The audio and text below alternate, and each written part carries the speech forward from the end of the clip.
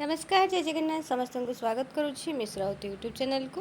तो पिलामाने तुम मानकर आज आम आलोचना करवा चर्या गीतिका उपर जहाँ भी सब सर्ट क्वेश्चन गुड़ाक अच्छी सब गुड़ाक आलोचना करवा जोटा कि तुम मानकर एग्जाम बहुत इंपोर्टेंट हम। ठीक अच्छे तुम मैंने कहूल कि मैम रिविजन क्लास करंतु बोली तो मुझे अलरेडी तो माने थियोरी क्लास ये सब चर्या गीतिका उपर कर सारी आधुनिक पर्यंत मुझे थियोरी क्लास करी। ठीक अच्छे आधुनिक पर कर आधुनिक पर्यंत ही करी।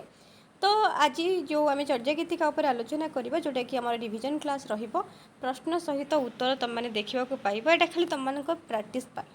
ठीक अच्छे कहीं प्रश्न भी रोचे सहित उत्तर भी रोचे तुम मान केवल प्राक्टिस ही मु सब टॉपिक तुम मान डिमांड ही रही है सब टॉपिक प्राक सारला सारला पंचसखा आधुनिक सबू माने जुग को लेकिन सब टॉपिक आणतु बोली।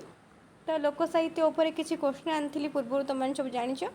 तो आज आम टी चर्या गीतिका उपर आलोचना करवा देखिए चर्या गीतिका उपर कौन कौन सब क्वेश्चन अच्छी आउ आ बाद आउ कौन क्वेश्चन हो पार से तुम मैंने खोज है। प्रथम प्रश्न ये चर्या गीतिका उपर रही चर्या गीतिकार भाषा किपरि थिला है पूर्वी अपभ्रंश।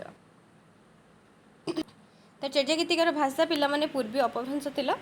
तो ऑप्शन देखिए मार सब है कहीं बिना ऑप्शन माने एमती रही ऑप्शन नुहे ऑप्शन देखिए ऑप्शन अनुसार तुम मैंने आंसर गुड़ाक कर। चर्या गीतिका कहले आम क्या बुझी था ना बौद्ध सिद्धाचार्य मान द्वारा रचना कराई 50टी गीति कविता को आम चर्या गीतिका बोली कही था। चर्या गीतिका कहले कौन बुझे आम जानते एटा तो आमर खाली आम किए पचारे कहला भाया डेफिनेसनटा कहीं एमती एग्जाम आसब ना।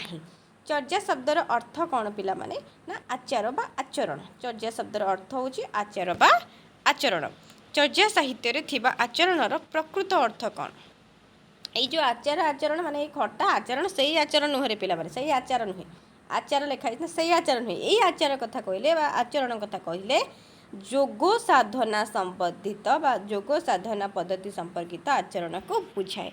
जोग साधना ये सबू संपर्कित माने आचरण को बुझाई था। ठीक अच्छे चर्या गीतिका को किए हिडन सेइंग बोली कही मैक्स मुलर। चर्या गीतिका को मैक्स मुलर हिडन सेइंग बोली कही से हिसाब से तार नामर नामित करथिले।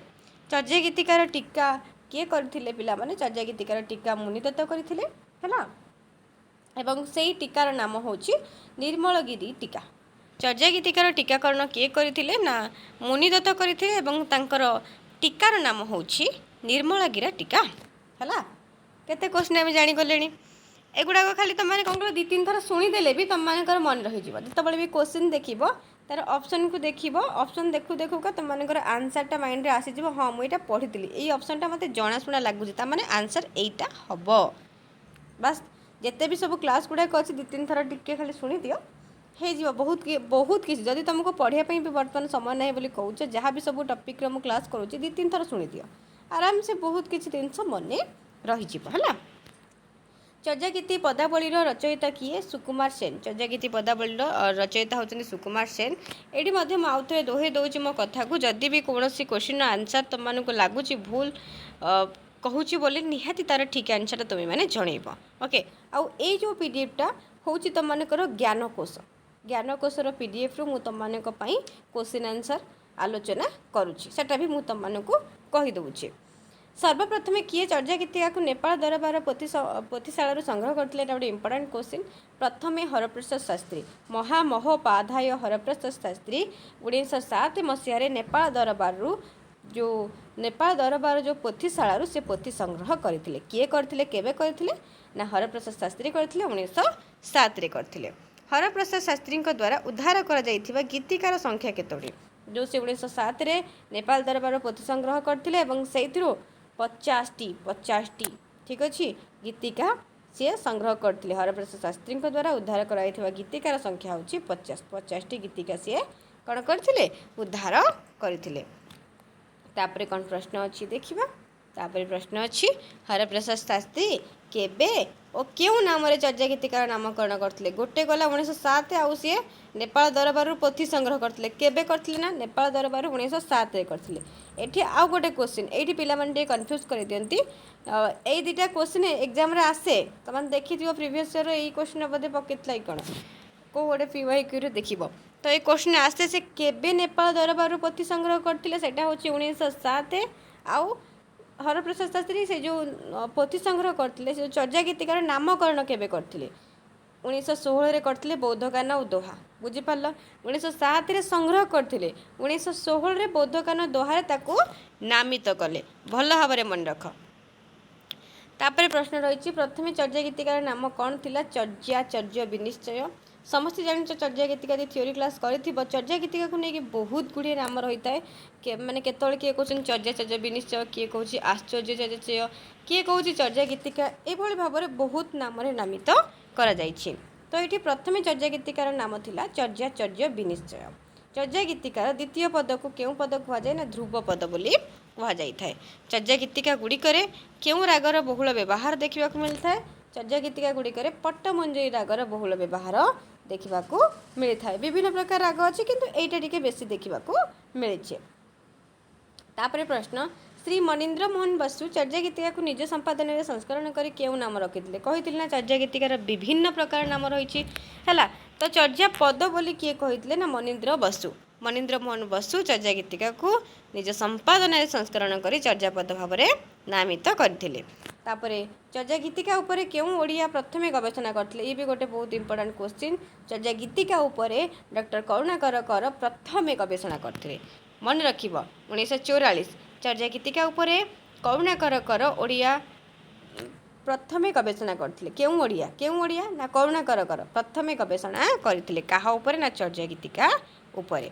तापरे प्रश्न रही नेपाल रे चर्या गीति वर्तमान क्यों नाम रे परिचित चर्चा गीति नेपाल रे चर्या गीतिता वर्तमान चर्चा गीति नाम रे परिचित। तापरे प्रश्न चर्या गीतिका को किए आश्चर्य चर्याचय नाम नामित करथिले कही पूर्व चर्या गीतिकार विभिन्न प्रकार नाम रही जे जे सब देइथिले से माने बहुत इंपोर्टेंट मन रखिब। आश्चर्य चर्याचय बोली किए कहिथिले ना विधुशेखर शास्त्री कहिथिले विधुशेखर शास्त्री चर्या गीतिका को आश्चर्य चर्याचय नाम रे अभिहित करिसेंती। तापरे प्रश्न क्यों ग्रंथ अनुसार समस्त सिद्धाचार्य मानकर जन्म वृत्तांत देखा मिलता है। यहाँ हूँ तारानाथंकर पाक सम जून जान यही ग्रंथ अनुसार सिद्धाचार्य मानकर जन्म वृत्तांत देखा मिलता है। तापर प्रश्न डॉक्टर प्रबोध चंद्र बागची चर्या पद परिवर्ते क्यों नामटी को ग्रहण करते। तो ये प्रबोध चंद्र बागची जी अच्छा चर्या पदर परवर्ती समय से क्यों नाम नामित करते ना चर्या गीति नाम नामित करते। तापर प्रश्न रही आविष्कृत होइतिबा 50 गोटी गीतिका को केते जन कवि लिखिथिले 23 जन कवि लिखिथिले।